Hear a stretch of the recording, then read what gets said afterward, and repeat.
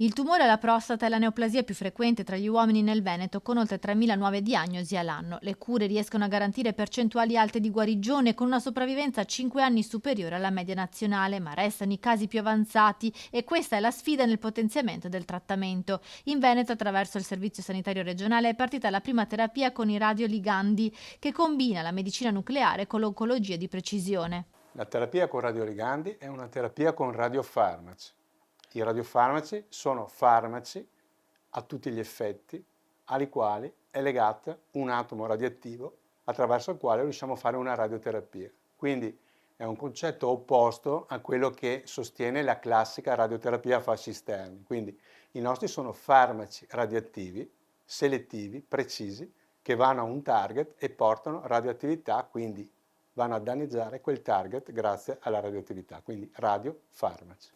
Agendo in modo selettivo solo sulle cellule cancerose, il trattamento è mirato ed è capace di migliorare sopravvivenza e qualità di vita nei pazienti. La terapia con radioligandi nel campo della prostata è una radioterapia recettoriale che passa dalla diagnostica alla terapia, quindi teragnostica.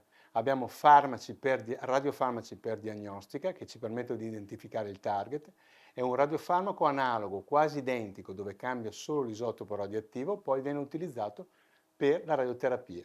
Quindi è fatto ciò che vediamo con l'imaging, poi lo andiamo a trattare con il radiofarmaco dedicato.